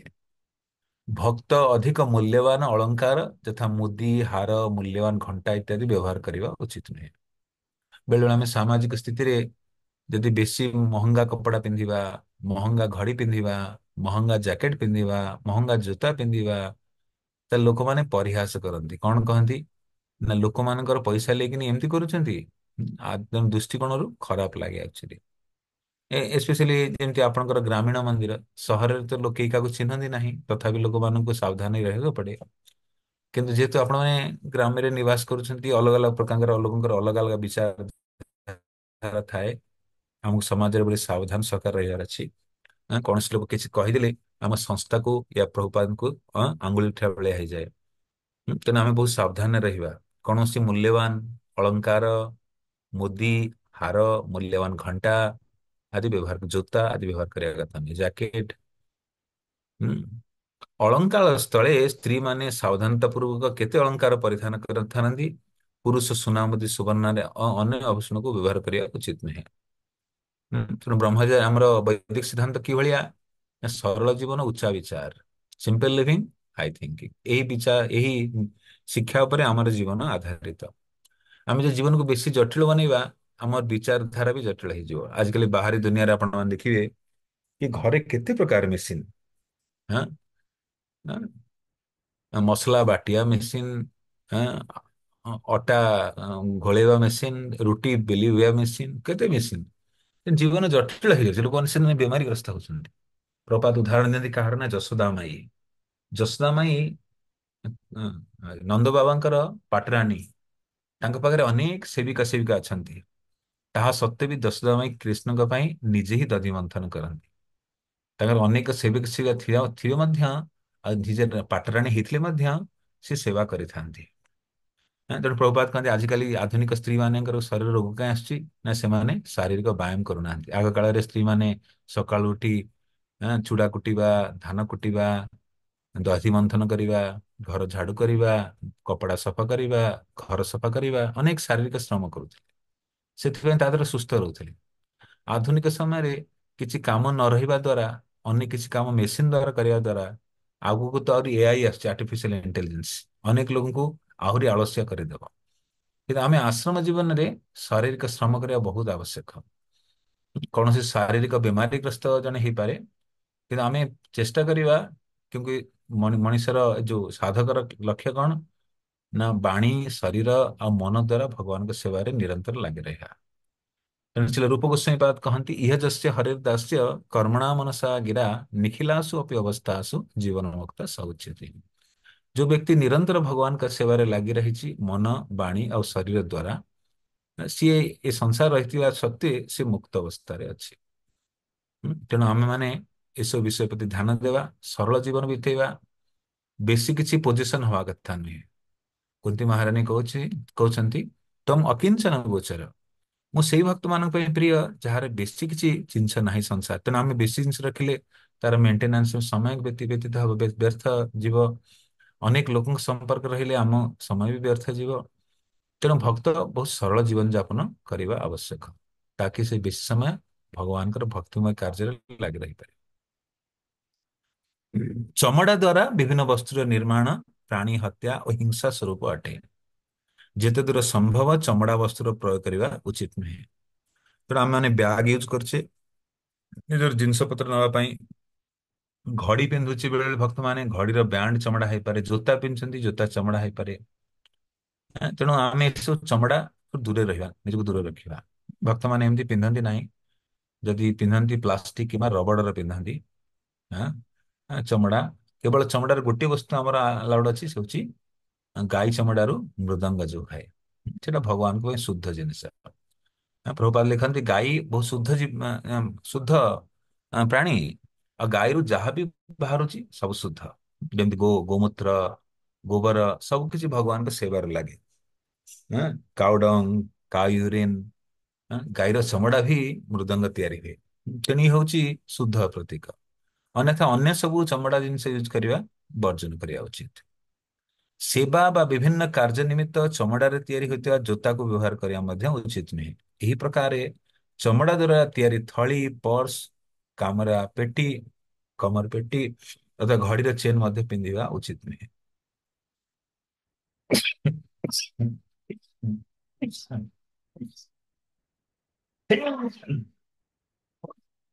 କିନ୍ତୁ ଚମଡାଠୁ ଆମେ ନିଜକୁ ଦୂରରେ ରଖିବା। ଅଶୁଦ୍ଧ, ଶୁଦ୍ଧ ଜିନିଷ ନୁହେଁ। ତ ବସ୍ତ୍ର ପରିଧାନ କରୁ, କୌଣସି ବସ୍ତୁ ପରିଧାନ କରୁ, ମୂଳ ଲକ୍ଷ୍ୟ କେମିତି ଶୁଦ୍ଧତାକୁ ବନାୟ ରଖିବା। ଭଗବାନଙ୍କୁ ଶୁଦ୍ଧ ବସ୍ତୁ ପ୍ରିୟ। ଭଗବାନ କୃଷ୍ଣ ହଉଛନ୍ତି ପରମ ଶୁଦ୍ଧ, ପରମ ବ୍ରହ୍ମ, ପରମ ଧାମ, ପବିତ୍ରମ ପରମଂ ଭଗବାନ, ପୁରୁଷମ ଶାଶ୍ୱତମ ଦିବ୍ୟମ ଆଦି ଦେବମ ଅଜମ୍ବିମ। ଅର୍ଜୁନ ଭଗବାନଙ୍କୁ ଗୁଣଗାନ କରୁଛନ୍ତି ବାର ଅଧ୍ୟାୟରେ, କି କୃଷ୍ଣ ଆପଣ ଦଶମ ଅଧ୍ୟାୟରେ, କି ଆପଣ ପରମ ପବିତ୍ର ଅଛନ୍ତି, ପରମ ବ୍ରହ୍ମ, ପରମ ଧାମ, ପବିତ୍ରମ ପରମଂ ଭଗବାନ। ତେଣୁ ସେହିପରି ଭକ୍ତ, ଭଗବାନ ଯେପରି ଶୁଦ୍ଧ, ଭକ୍ତଙ୍କୁ ବି ଶୁଦ୍ଧ ରହିବା ଉଚିତ। ଶୁଦ୍ଧ ରହିଲେ ଆମ ଭିତରେ ଶୁଦ୍ଧ ପ୍ରକୃତିର ଗୁଣ ପ୍ରବାହିତ ହବ। ଅନ୍ୟଥା ଏସବୁ ଅଶୁଦ୍ଧ ବସ୍ତୁ ପ୍ରୟୋଗ କଲେ ଆମେ ରଜଗୁଣ ତମ ଗୁଣରେ ବି ଶିକାରୀ ହେବାର ସମ୍ଭାବନା ରହିଥାଏ। ଇଏ ହେଲା ଭକ୍ତମାନେ କିପରି କଣ୍ଠିମାଳ ଧାରଣ କରିବେ, ଆଉ ଦାଢି ନିଶ ସମ୍ବନ୍ଧରେ କେମିତି ସାବଧାନ ରହିବେ ସେ ବିଷୟରେ ଆମେ ଚର୍ଚ୍ଚା କଲେ। ବର୍ତ୍ତମାନ ଆମେ ଚର୍ଚ୍ଚା କରିବା ସ୍ୱଚ୍ଛତା ଆଉ ସ୍ୱାସ୍ଥ୍ୟ ତତ୍ତ୍ୱ। ଭକ୍ତିନାଥ ଠାକୁର କହନ୍ତି କି ତିନିଟା ଜିନିଷକୁ ସାଧକ ସନ୍ତୁଳନ କରିବା ଆବଶ୍ୟକ। କଣ ନା ସ୍ୱାସ୍ଥ୍ୟ, ସାଧନା ଆଉ ସେବା। ସ୍ୱାସ୍ଥ୍ୟ, ସାଧନା, ସେବା। ଦିନରେ 24 ଘଣ୍ଟାକୁ ତିନି ଭାଗରେ ବିଭକ୍ତ କରିପାରିବା। ସ୍ୱାସ୍ଥ୍ୟ ପାଇଁ 8 ଘଣ୍ଟା ଦେବା, ସାଧନା ପାଇଁ ବି 8 ଘଣ୍ଟା, ସେବା ବି 8 ଘଣ୍ଟା। ବେଳେ ବେଳେ ସେବା ଆଉ ସାଧନା ଏକ ପରସ୍ପରର ପରିପୂରକ ସଦୃଶ। ତେଣୁ ସ୍ୱାସ୍ଥ୍ୟ ପାଇଁ ବି ବିଶେଷ ଧ୍ୟାନ ରଖିବା ଉଚିତ। ଯେମିତି ଶ୍ରୀଲ ପ୍ରଭୁପାଦ କହନ୍ତି ଭଗବତ ଗୀତାର 6ଠ ଅଧ୍ୟାୟର 16 ନମ୍ବର ଶ୍ଲୋକ, ଯିଏ କମ ଶୋଏ ବା ବେଶୀ ଶୋଏ, ଯିଏ କମ ଖାଏ ବା ବେଶୀ ଖାଏ, ସିଏ ବାସ୍ତବିକ ଯୋଗୀ ହେଇପାରିବ ନାହିଁ। ତେଣୁ ଆମ ଜୀବନ ଗୋଟେ ଡିସିପ୍ଲିନରେ ରହିବା ଦରକାର। ଶିଷ୍ୟମାନେ ଶୃଙ୍ଖଳିତ, ଡିସାଇପଲ ମିନ୍ସ ହି ଇଜ ଡିସିପ୍ଲିନ। ଶିଷ୍ୟ ଅର୍ଥ ହଉଛି ତା ଜୀବନ ଶୃଙ୍ଖଳିତ, ଡିସିପ୍ଲିନ ଲାଇକ। ସମୟରେ ଶୋଇବା, ସମୟରେ ଉଠିବା, ସମୟରେ ଆହାର ନେବା, ସମୟରେ ମଳତ୍ୟାଗ କରିବା, ସମୟରେ ବିଶ୍ରାମ କରିବା, ନିୟମିତତା ରହିବା ବହୁତ ଆବଶ୍ୟକ। ଏ ନିୟମିତତା ହିଁ ସତ୍ୱଗୁଣର ଲକ୍ଷଣ ଅଛି। ତେଣୁ ଆମେ ନିଜର ସ୍ୱାସ୍ଥ୍ୟ କିନ୍ତୁ ଭଗବାନଙ୍କର ସମ୍ପତ୍ତି, ତେଣୁ ସେଥିପାଇଁ ଶରୀରକୁ ଭଲ ରଖିବା ବହୁତ ଆବଶ୍ୟକ। ଇଏ ଶରୀର ହଉଛି ସମ୍ପଦ, ଯାହା ଦ୍ୱାରା ଆମେ ସାଧନ କାର୍ଯ୍ୟ କରୁଛେ। ତେଣୁ ଶରୀରକୁ ସୁସ୍ଥ ରଖିବା ବହୁତ ଆବଶ୍ୟକ। ଶରୀର ଭାଙ୍ଗିଗଲେ ବ୍ୟକ୍ତିର ମନୋବଳ ଭାଙ୍ଗିଯାଏ। ବହୁତ ଭକ୍ତ ଆଶ୍ରମ ଛାଡି ଏଇଥିପାଇଁ ଛାଡି ଯାଆନ୍ତି କି ଶରୀରକୁ ଠିକ ସେ ଦେଖଭାଲ କରନ୍ତି ନାହିଁ। ଯେମିତି ଚୈତନ୍ୟ ମହାପ୍ରଭୁଙ୍କ ଲୀଳାରେ ଜଗନ୍ନାଥ ପୁରୀରେ ସନାତନ ଗୋସ୍ୱାମୀ ପାଦ ଯେତେବେଳେ ଝାଡଖଣ୍ଡ ଜଙ୍ଗଲ ଦେଇ ଆସିଛନ୍ତି ଆଉ ଅନେକ ସ୍ଥାନରୁ ପାଣି ପିଇଛନ୍ତି, ସେ ପାଣି ପିଇବା ଦ୍ୱାରା ତାଙ୍କ ଶରୀରରେ ଫୋଟକା ହେଇଯାଇଛି। ହୁଁ। ଆଉ ସିଏ କହୁଛନ୍ତି ମୁଁ ଜଗନ୍ନାଥଙ୍କ ରଥ ନିକଟରେ ନିଜର ପ୍ରାଣ ବିସର୍ଜନ କରିଦେବି, କାହିଁକି ମୁଁ ଆଉ ଚୈତନ୍ୟ ମହାପ୍ରଭୁଙ୍କ ସେବା ଲାୟକ ରହିଲେ ନାହିଁ। ଚୈତନ୍ୟ ମହାପ୍ରଭୁ ଅନ୍ତର୍ଯ୍ୟାମୀ ସେ ଜାଣିଗଲେ କି ସନାତନ ଗୋସ୍ୱାମୀ କଣ ନିର୍ଣ୍ଣୟ ନେଇଛନ୍ତି। ତେଣୁ ମହାପ୍ରଭୁ କହିଲେ, ହେ ସନାତନ, ଏ ଶରୀର ତମର ନୁହେଁ, ଏ ଶରୀର ମୋର। ତମର କିଛି ଅଧିକାର ନାହିଁ ଶରୀର ପାଇଁ। ଏ ଶରୀରକୁ ନେଇ ମୁଁ ମହାନ ସେବା କରିବି ଭଗବାନଙ୍କର। ତେଣୁ ଆମେ ସବୁବେଳେ ଭାବିବା ଏ ଶରୀର ଭଗବାନଙ୍କ ଦ୍ଵାରା ପ୍ରଦତ୍ତ ଗୋଟେ ଉପହାର, ଗୁରୁଙ୍କର ଶରୀର, କୃଷ୍ଣଙ୍କ ଶରୀର। ମୁଁ ଏ ଶରୀରକୁ ଦୁରୁପଯୋଗ କରିବିନି। ଅନେକ ଜନ୍ମ ମୁଁ ଇନ୍ଦ୍ରିୟ ତୃପ୍ତିରେ ଶରୀରକୁ ଲଗେଇଛି, ମାୟା ସେବାରେ ଲଗେଇଛି। ଆଉ ଏ ଶରୀର ଦୁରୁପଯୋଗ କରିବା ନାହିଁ। ଏ ଶରୀରକୁ କୃଷ୍ଣଙ୍କ ସେବାରେ ହିଁ ଲଗେଇବି। ତେଣୁ ଶରୀରକୁ ସୁସ୍ଥ ରଖିବା ଆଁ, ବହୁତ ଆବଶ୍ୟକ। ଅନେକ ସାଧକ ମାନେ ଉପମା ଦିଅନ୍ତି, ଯେହେତୁ ଏ ଶରୀରରେ ପରମାତ୍ମା ବିରାଜମାନ ଅଛନ୍ତି, ତେଣୁ ଏ ଶରୀର ମନ୍ଦିର ସୂଚକ, ମନ୍ଦିର ସଦୃଶ। ଯଦି ମନ୍ଦିରର ଚାରିପଟେ ଇଟା ଅ, କାନ୍ଥ ଥାଏ, ପାଚିରି ଥାଏ, ଗର୍ଭଗୃହ ଥାଏ, ସେହିପରି ଏ ଶରୀରରେ ଯେହେତୁ ପରମାତ୍ମା ବାସ କରୁଛନ୍ତି, ତେଣୁ ଏ ଶରୀରରେ ବି ଗୋଟେ ମନ୍ଦିର ସଦୃଶ। ଆମେ ମାନେ ଜୀବ ମାନେ ଏ ମନ୍ଦିରରେ ବାସ କରୁଛେ, ଭଡାଟିଆ ରୂପେ ରହୁଛେ, ଭଗବାନ ଆମେ ସ୍ଥାନ ପ୍ରଦାନ କରିଛନ୍ତି।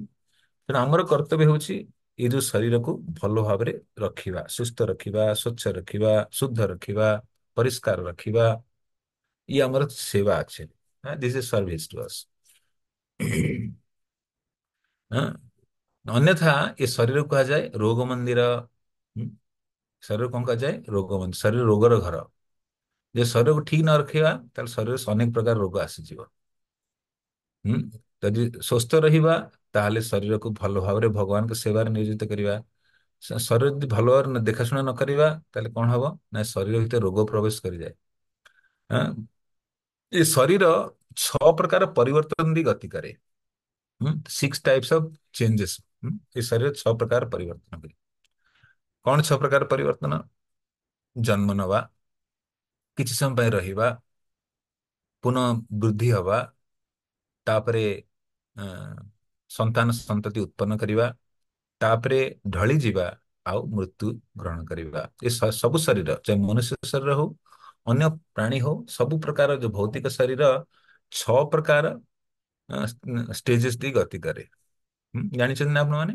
ଏ ଶରୀର 6 ପ୍ରକାର ଦେଇ ଗତି କରେ। ତେଣୁ ପ୍ରଥମ ଶରୀର ମାତା ଗର୍ଭରେ ରହେ, ଶରୀର ନିର୍ମାଣ ହୁଏ, ତାପରେ ମାତା ଗର୍ଭରୁ ବାହାରକୁ ଆସେ, ଜନ୍ମ ଯାହାକୁ କହନ୍ତି। ଜନ୍ମ ପରେ ତାର ଧୀରେ ଧୀରେ ବୃଦ୍ଧି ହୁଏ। ବୃଦ୍ଧି ହେଇ ଆହୁରି ବୃଦ୍ଧି ହୁଏ, ତାପରେ ସିଏ ଆଁ, ଆଁ, ସନ୍ତାନ ସନ୍ତତି ଉତ୍ପନ୍ନ କରେ, କିଛି ସମୟ ପାଇଁ ରହିବ, ସନ୍ତାନ ଉତ୍ପନ୍ନ କରେ, ତାପରେ ତାର କ୍ଷୟ ହୁଏ, ତାପରେ ମୃତ୍ୟୁବରଣ କରେ। ତେଣୁ ଶରୀର 6 ପ୍ରକାର ସ୍ଥିତି ଦେଇ ଅତିକ୍ରମଣ କରେ। ତେଣୁ ଆମେ ବହୁତ ଆବଶ୍ୟକ ଏ ଶରୀରକୁ ଜୀବନର ଶେଷ ପର୍ଯ୍ୟନ୍ତ ଭଗବାନଙ୍କ ସେବାରେ ନିୟୋଜିତ କରିବା, ଯଦି ସୁସ୍ଥ ରଖିବା ବହୁତ ଆବଶ୍ୟକ। ସୁସ୍ଥ ଶରୀରର ଲକ୍ଷଣ କଣ? ନା ଆମକୁ ସମୟରେ ଭୋକ ଲାଗୁଛି, ସମୟରେ ନିଦ ଲାଗୁଛି, ଶରୀରରେ କୌଣସି ଶରୀରରେ ଯୋଉ ପେଟ ସଫା ଆଦି ସମୟରେ ହଉଛି, ଶୋଷ ଲାଗୁଛି, ପାଣି ପିଉଛେ, ତାହେଲେ ସୁସ୍ଥ ଅଛି ଶରୀର। ଯେତେବେଳେ ଶରୀରରେ ଏସବୁ ଲକ୍ଷଣ ବନ୍ଦ ହେଇଯାଏ, ଏ ଶରୀର ବେମାରିଆ ହେଇଯାଏ actually। ବେମାରୀ ହେଇଗଲେ ଆମର ଚେତନା ମାନସିକତା ଉପରେ ବହୁତ ଖରାପ ପ୍ରଭାବ ପଡେ। ଆଧୁନିକ ସମୟରେ ସାଧନ ଭକ୍ତ ମାନେ ଯୋଉମାନେ ଆଶ୍ରମରେ ରହୁଛନ୍ତି, କିଛି ସମୟ କାଢି ଯୋଗାଭ୍ୟାସ ବି କରୁଛନ୍ତି। ଯୋଗ ସାଧନ ଦ୍ଵାରା ବି ଶରୀର ଭଲ ରହିପାରେ। ତେଣୁ ଆୟୁର୍ବେଦ ଅନୁସାରେ ଶରୀରକୁ ଭଲ ଭାବରେ ଦେଖାଶୁଣା କରିବାର ବିଧି ଅଛି। ଯେମିତି ବେଶୀ ରାତିରେ ଖାଇବା ଠିକ ନୁହେଁ, ସୂର୍ଯ୍ୟାସ୍ତ ପରେ ହିଁ ଜଲ୍ଦି, ଆଶ୍ରମରେ ନିୟମ ଥାଏ। ରାତ୍ରି ଯୋଉ ଆହାର ସୂର୍ଯ୍ୟାସ୍ତ ପାଖାପାଖି ସୂର୍ଯ୍ୟାସ୍ତ ପୂର୍ବରୁ ନେଇବା ଉଚିତ ଆକ୍ଚୁଆଲି। ତେଣୁ ସୂର୍ଯ୍ୟ ଥିବା ସବୁ ସମୟରେ, ଦିନ ଥିବା ସମୟରେ, ସନ୍ଧ୍ୟାକାଳୀନ ସମୟରେ ଆମେ ଯଦି ସନ୍ଧ୍ୟା ପ୍ରସାଦ ନଉଛେ, ସନ୍ଧ୍ୟା ଭୋଜନ ନଉଛେ, ତାହେଲେ ସହଜରେ ସୂର୍ଯ୍ୟଙ୍କର ଶକ୍ତି ଦ୍ଵାରା ଇଏ ହଜମ ହେଇଯାଏ। ଅନ୍ୟଥା ଯେତେ ରାତିରେ ଖାଇବା, ଶରୀର ଭିତରୁ ଶକ୍ତି ଯାଇକିନି ହଜମ କ୍ରିୟାରେ ଆବଶ୍ୟକତା ପଡେ ଏବଂ ଶରୀର ଶକ୍ତି କ୍ଷୟ ହୁଏ ଅଛି। ଆମେ ଏ ଯୋଉ ଶକ୍ତିକୁ ସଞ୍ଚୟ କରି ରଖିବା ବହୁତ ଆବଶ୍ୟକ। ଉଁ, ତେଣୁ ଏ ଶରୀର ଭଗବାନଙ୍କ ଦ୍ଵାରା ପ୍ରଦତ୍ତ। 84 ଲାଖ ଜୀବ ଜନିରେ ଅନେକ ଜନି ଭ୍ରମଣ କରିବା ପରେ ଏ ମନୁଷ୍ୟ ଶରୀର ପ୍ରାପ୍ତି ବଡେ ଦୁର୍ଲଭ ଶରୀର। ତେଣୁ ଶରୀରକୁ ଭଲ ଭାବରେ ରଖିବା ଆମର ବହୁତ ବଡ କର୍ତ୍ତବ୍ୟ ଅଛି। ଉଁ, ତେଣୁ ଶରୀରକୁ ପ୍ରଭୁପାଦ କହନ୍ତି ଯେ କମ ସେ କମ 6 ଘଣ୍ଟା ଶୋଇବା। ବାକି 2 ଘଣ୍ଟାରେ ଆମର ଅଲଗା ଅଲଗା ସମୟ କଣ କଣ ଚାଲିଯାଏ ଜଣା ପଡିବନି। ସ୍ନାନ କରିବା, ତାପରେ ମଳ ତ୍ୟାଗ କରିବା, ମୂତ୍ର ତ୍ୟାଗ କରିବା, ବିଶ୍ରାମ ଦେବା ଟିକେ। ହୁଁ। ତେଣୁ ଇଏ ବହୁତ ଆବଶ୍ୟକ ଶରୀରକୁ ଭଲ ଭାବରେ ରଖିବା। ସ୍ୱାସ୍ଥ୍ୟ ତନ୍ତ୍ର। ହୁଁ। ଯେପରି ପୂର୍ବରୁ କୁହାଯାଇଛି ମନ୍ଦିରରେ ସ୍ୱଚ୍ଛ ବସ୍ତ୍ର ପରିଧାନ କରିବା ଉଚିତ। ମନ୍ଦିରରେ ପ୍ରବେଶ କରିବା ପୂର୍ବରୁ ଗୋଡ଼ ହାତ ମୁହଁ ଧୋଇବା ଉଚିତ। ଶୌଚକ୍ରିୟା ପରେ ସ୍ନାନ କରି ମନ୍ଦିରରେ ପ୍ରବେଶ କରିବା ଆବଶ୍ୟକ। ହୁଁ। ତେଣୁ ଆମେ ଯେମିତି ଆଶ୍ରମ ଜୀବନରେ ରହୁଛେ, ତେଣୁ ଶୌଚକ୍ରିୟା କରିବା ପାଇଁ ଅଲଗା ଗାମଛା ରଖା ହେଇଛି। ଗାମଛା ପିନ୍ଧିକି ଯିବା। ଦିଟା ଗାମଛା, ଗୋଟା ଗାମଛା ପୋଛିବା ପାଇଁ, ଗୋଟା ଗାମଛା ପିନ୍ଧିବା ପାଇଁ। ତେଣୁ ସେଟାକୁ ଇଣ୍ଟରଚେଞ୍ଜ କରିବାନି। ଯୋଉ ଗାମଛାରେ ତଳେ ପିନ୍ଧୁଛେ, ଯୋଉ ଗାମଛା ପିନ୍ଧି ଆମେ ପାଇଖାନା ଯାଉଛେ, ଆଁ, ପ୍ରକୃତି ନେଚର କଲ କରିବାକୁ ଯାଉଛେ, ସେଇ ଗାମଛା ତଳେ ରହିବ। ପୋଛିଆ ଗାମଛା ଅଲଗା ହବା କଥା। ଆଁ, ଏମିତି ନାଇଁ କି ପିନ୍ଧିବା ଗାମଛାକୁ ଆମେ ମୁହଁ ପୋଛୁଛେ, ଠିକ ନୁହେଁ ଆକ୍ଚୁଆଲି। ଦିଟା ଗାମଛା। ଆଁ, ଆଉ ଯୋଉ ବସ୍ତ୍ର ଆମେ ପରିଧାନ କରୁଛେ ସେ ବସ୍ତ୍ରକୁ ସ୍ୱଚ୍ଛ ରଖିବା। ବେଶୀ ସମୟ ସେ ବସ୍ତ୍ର ପରିଧାନ କରି ଶୋଇବା ଠିକ ନୁହେଁ, ଅଶୁଦ୍ଧ ହେଇଯାଏ। ତେଣୁ ମନ୍ଦିର ଯିବା ପୂର୍ବରୁ ଆମକୁ ପ୍ରତିଦିନ ଆମେ କଣ କରୁ ନା ସ୍ୱଚ୍ଛ ବସ୍ତ୍ର ପିନ୍ଧୁ, ଧୁଆ ହେଇଥିବା ବସ୍ତ୍ର, ତାଜା ବସ୍ତ୍ର। ହଁ। ତାପରେ ମନ୍ଦିରରେ ପ୍ରବେଶ କରିବା ପୂର୍ବରୁ ଗୋଡ ହାତ ମୁହଁ ଧୋଇବା ଉଚିତ ଅଛି। ଯଦି ଆମେ ସ୍ନାନ କରୁଛେ ଠିକ ଅଛି, ଦିନର ଅନ୍ୟ ସମୟରେ ଯଦି ଯାଉଛେ ହାତ ମୁଣ୍ଡ ଗୋଡ ଧୋଇବା ହେଉଛି ସଦାଚାର। ତାପରେ ଶୌଚକ୍ରିୟା ପରେ ସ୍ନାନ କରିବା ବହୁତ ଆବଶ୍ୟକ। ଯୋଉ ଅନେକ ଭକ୍ତ ଥାଆନ୍ତି ଯୋଉମାନଙ୍କର ପ୍ରାତକାଳୀନ ସମୟରେ ହିଁ ପେଟ ସଫା ହେଇଯାଏ, ତେଣୁ ପେଟ ସଫା କରି ସେମାନେ ସ୍ନାନ କରିଦିଅନ୍ତି। ଜଣ ଜଣଙ୍କର ପେଟ ସଫା ସକାଳୁ ହୁଏ ନା, ଅଭ୍ୟାସ ନଥାଏ। ସିଏ ଦିନ ବେଳା ଯାଆନ୍ତି, ଅନ୍ୟ ସମୟରେ ଯାଆନ୍ତି। ତେଣୁ ତାପରେ ବହୁତ ଆବଶ୍ୟକ ଯେ ସ୍ନାନ କରିବା। ହୁଁ। ଅନ୍ୟଥା ଶୌଚକ୍ରିୟା ସଂସାର ଲୋକମାନେ କଣ କରୁଛନ୍ତି, ଶୌଚକ୍ରିୟା କରି ସ୍ନାନ କରୁନାହାନ୍ତି। ସେ ହଉଛି ରଜଗୁଣ ଲକ୍ଷଣ ଆସେ, ବ୍ୟକ୍ତିତ୍ୱ ରଜଗୁଣ ପଶିଯାଏ ଆକ୍ଚୁଆଲି। ମନ୍ଦିରରେ ହାଇ କିମ୍ବା ହେକୁଟି କିମ୍ବା ନିମ୍ନ ବାୟୁ ତ୍ୟାଗ କରିବା ଉଚିତ ନୁହେଁ। ତେଣୁ 64 ପ୍ରକାର ଅପରାଧ ଯୋଉ ଭଗବାନଙ୍କ ସେବାରେ ହୁଏ ଗୋଟେ ଅପରାଧ କୁହାଯାଉଛି। ବେଳେ ବେଳେ ବହୁତ ଖାଇତେ ହାକୁଟି ଆସେ ମନ୍ଦିର ଭିତରେ, ୟା ଆମେ ହାଇ ମାରୁ, ନିଦ ଆସୁଛି ହାଇ ମାରୁ, ଇଏ ସେ ହାକୁଟି ମାରିବା। ଆଉ ତୃତୀୟ ହେଲା ବାୟୁ ଛାଡିବା, ଗ୍ୟାସ ପାସ୍ କରିବା। ଇଏ ମନ୍ଦିର ଭିତରେ ସଦାଚାର ଅନୁସାରେ ଅନୁମତି ନୁହେଁ। ମନ୍ଦିର ଥିବା ସମୟରେ ମୁଖରେ, କାନରେ କିମ୍ବା ନାକରେ ଆଙ୍ଗୁଳି ପୁରେଇବା ଉଚିତ ନୁହେଁ। ବେଳେ ବେଳେ ବ୍ୟକ୍ତିର ଅଭ୍ୟାସ ହେଇଯାଇଥାଏ। ନାକ ଘଷିବା, ହାତ ଘଷିବା, ଏସବୁ ଅଭ୍ୟାସ ହେଇଯାଇଥାଏ। ଏସବୁ ଅଭ୍ୟାସଠୁ ଦୂର ରହିବା ଉଚିତ। ଜଣେ ଜଣେ ନାକରେ ହାତ ପୁରେଇ ଦିଅନ୍ତି, କାନରେ ହାତ ପୁରାନ୍ତି, ପାଟିରେ ବି ହାତ ପୁରେଇ ଦିଅନ୍ତି। ଏସବୁ ଠିକ ନୁହେଁ, ଆକ୍ଚୁଆଲି ଅଶୁଦ୍ଧ ହେଇଯାଆନ୍ତି ଆମେ। ହୁଁ। ଯଦି ନିହାତି ଆବଶ୍ୟକ ହୁଏ ତାହେଲେ ହାତକୁ ଶୀଘ୍ର ଧୋଇଦେବା ଉଚିତ। ହୁଁ। ତେଣୁ ହାତକୁ ସ୍ୱଚ୍ଛ ରଖିବା ବହୁତ ଆବଶ୍ୟକ। ହୁଁ। ମନ୍ଦିର ବାହାରେ ମଧ୍ୟ ଏହି ନିୟମ ପାଳନ କରିବା ଉଚିତ। ଅର୍ଚ୍ଚା ବିଗ୍ରହ ସେବା କରୁଥିବା ଭକ୍ତ ଉପରୋକ୍ତ ନିୟମ ପାଳନରେ ବିଶେଷ ଧ୍ୟାନ ଦେବା ଉଚିତ। ତେଣୁ ଭଗବାନ ପରମ ପବିତ୍ର, ଯିଏ ପୂଜାରୀ ସେବା କରିବେ, ଯିଏ ଅର୍ଚ୍ଚା ବିଗ୍ରହ ସେବାରେ ନିୟୋଜିତ ହେବେ, ସେମାନେ ଶୁଦ୍ଧତାର ଶ୍ରେଷ୍ଠ ସାବଧାନକୁ ପାଳନ କରିବା ବହୁତ ଆବଶ୍ୟକ। ହୁଁ। ତେଣୁ ଏହା ଦ୍ୱାରା ଆମର ମନଶୁଦ୍ଧି ବି ହୁଏ, ଅସ୍ତିତ୍ବ ବି ଶୁଦ୍ଧି ହୁଏ। ହୁଁ। ତେଣୁ ପୂଜାରୀ ମାନେ ବିଶେଷ ଧ୍ୟାନ ରଖିବା ଉଚିତ ସ୍ୱଚ୍ଛତା। ସମସ୍ତଙ୍କୁ ଏ ନିୟମ ଧ୍ୟାନ ରଖିବା ବହୁତ ଆବଶ୍ୟକ।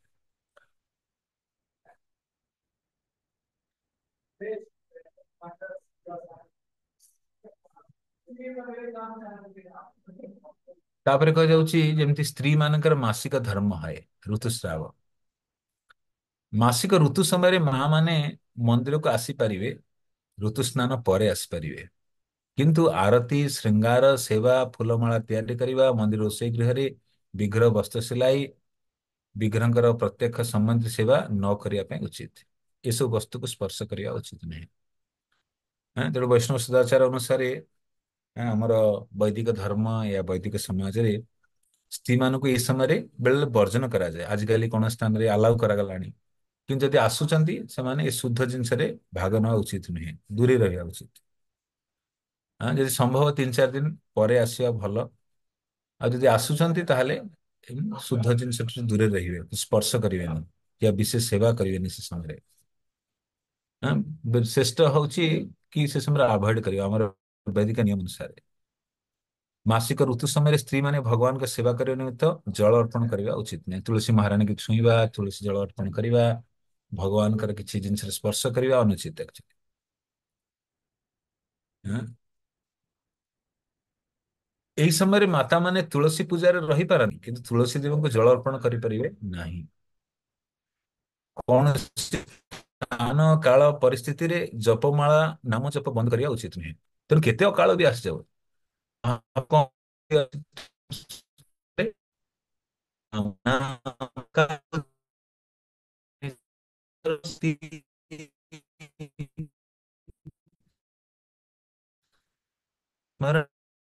चित्र दे मिहार नाम नाम का बहुधा निज सर्वस्व। हे प्रभु ଆପଣଙ୍କ ଅନେକ ନାମ ଅଛି ଆଉ ନାମ ମାରେ ନିଜର ଆଧ୍ୟାତ୍ମିକ ଏଇ ନାମ କୌଣସି ଚାହେ ଆପଣଙ୍କର ଚାହେ କାହାର ମୃତ୍ୟୁ ହେଇଥାଉ କିଛି ଅସମୟ ହେଇଥାଉ ଜପ ନିରନ୍ତର କରିବା ଉଚିତ। ଚୈତନ୍ୟ ମହାପ୍ରଭୁ ଯେତେବେଳେ ଜଗନ୍ନାଥ ପୁରୀ ରହୁଥିଲେ ଗୋଟେ ଛୋଟିଆ ବାଳକ ଗୋପାଳ ମହାପ୍ରଭୁଙ୍କର ଜିଭା ଅଥକ ହରି ନାମ ନେଇଥାଏ। ଜିଭା ଥକେ ନା। ଥରେ ସେ ଗୋପାଳ ବାଳକ ଗଲେ ଦେଖିଲେ ମହାପ୍ରଭୁ କଣ କରିଛନ୍ତି ଶୌଚକ୍ରିୟାରେ ବସିଛନ୍ତି। ଯାହାଙ୍କ ଜିଭା ଅଥକ ହରି ନାମ ନିଏ। ମହାପ୍ରଭୁ ଜିଭା ଭାବୁଛନ୍ତି ଇଏ ତ ଅଶୁଦ୍ଧ ସ୍ଥାନ, ଏ ସ୍ଥାନରେ ମୁଁ କେମିତି ଭଗବାନଙ୍କୁ ଆହ୍ୱାନ କରିବି। ମହାପ୍ରଭୁ ଜିଭା ଧରି ବସିଛନ୍ତି, ଶୌଚକ୍ରିୟାରେ ବସିଛନ୍ତି ଆଉ ତଥାପି ଜିଭାରେ ତାଙ୍କର ନାମ ଉଚ୍ଚାରିତ ହଉଛି। ସେ ଝିଅକୁ ଧରିଛନ୍ତି। ତାଙ୍କ ସେ ଝିଅକୁ ଟାଣିକି ଧରିଛନ୍ତି। ହରେ କୃଷ୍ଣ ହରେ ହରେ ରାମ ହରେ ରାମ ରାମ ରାମ ହରେ ହରେ। ଝିଅକୁ ଧରି ବସିଛନ୍ତି, ଶୌଚକ୍ରିୟା କରୁଛନ୍ତି। ସେଇ ସମୟ ଛୋଟ ବାଳକ ଗୋପାଳ ଗଲେ। ଗୋପାଳ କହିଲେ ମହାପ୍ରଭୁ କଣ କରୁଛନ୍ତି? ମହାପ୍ରଭୁ କହିଲେ ମୁଁ ବର୍ତ୍ତମାନ ଶୌଚକ୍ରିୟାରେ ବସିଛି। ଏସବୁ ଅଶୁଦ୍ଧ ସ୍ଥାନରେ ମୁଁ ଭଗବାନଙ୍କୁ ଆହ୍ୱାନ କରିବା ପାଇଁ ଉଚିତ ମନେ କରୁନି। ଛୋଟ ଗୋପାଳ କହିଲେ ଏଇ ସମୟରେ ମହାପ୍ରଭୁ ଯଦି ପ୍ରାଣ ଚାଲିଯାଏ ତାହେଲେ କଣ ହବ? ମହାପ୍ରଭୁ କହିଲେ ଗୋପାଳ ତମେ ମତେ ଶିକ୍ଷା ଦେଲ, ଆଜି ତୁମର ଗୁରୁ, ତମେ ଆଜିଠୁ ସଂସାରକୁ ଗୋପାଳ ଗୁରୁ ନାମରେ ପ୍ରସିଦ୍ଧ ରହିବ। ହୁଁ? ତେଣୁ ଜପ କରିବାର କୌଣସି ସମୟ କାଳ ନିୟମ ନାହିଁ।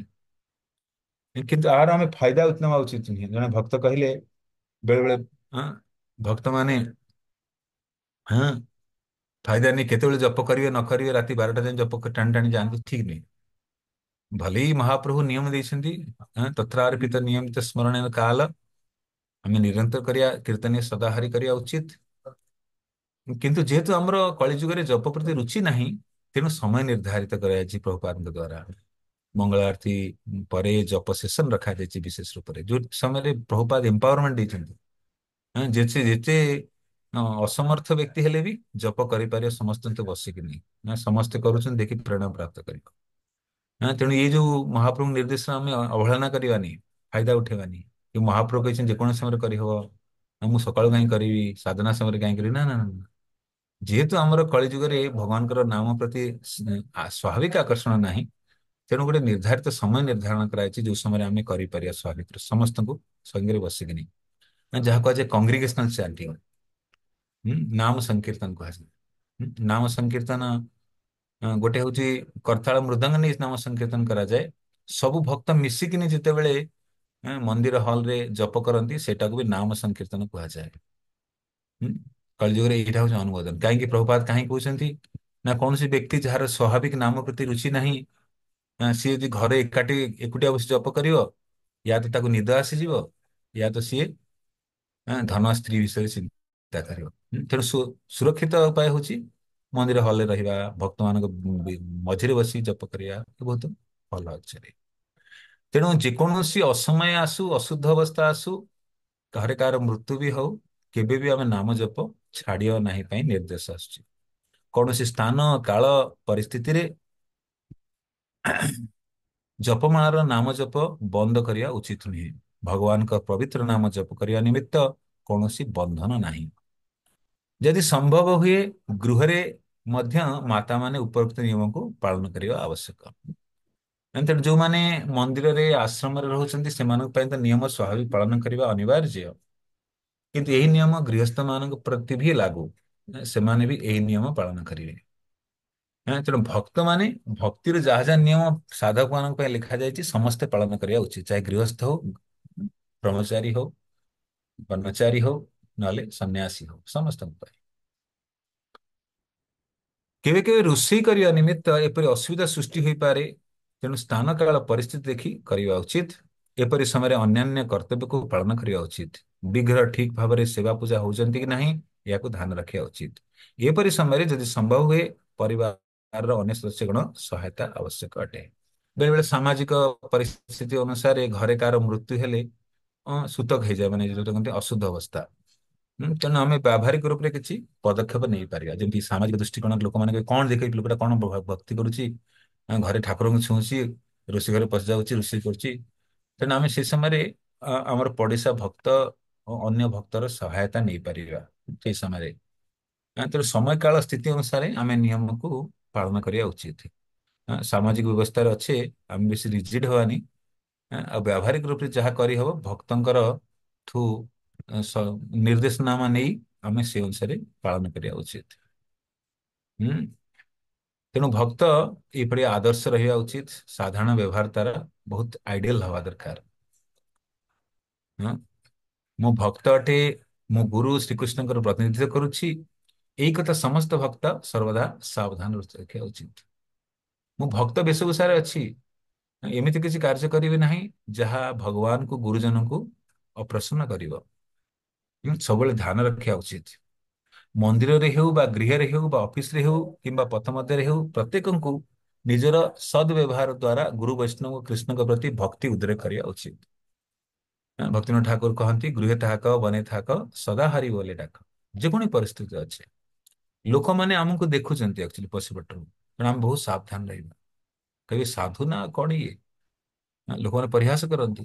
ବହୁତ ସାବଧାନ ରହିବା ସାମାଜିକ ବ୍ୟବସ୍ଥା ବ୍ୟବସ୍ଥା ଅନୁସାରେ। କାହିଁକି ଲୋକମାନେ ଆମ ଭିତରେ ଦୋଷ ତ୍ରୁଟି ଦେଖିବାକୁ ଚେଷ୍ଟା କରନ୍ତି। କୌଣସି ପ୍ରକାର ଦୁର୍ବ୍ୟବହାର ଦ୍ଵାରା ନିଜର ଗୁରୁ କୃଷ୍ଣଙ୍କ ପ୍ରତି ଅପମାନ ହେଉ, ଏପରି ବ୍ୟବହାର କରିବା ଉଚିତ ନୁହେଁ।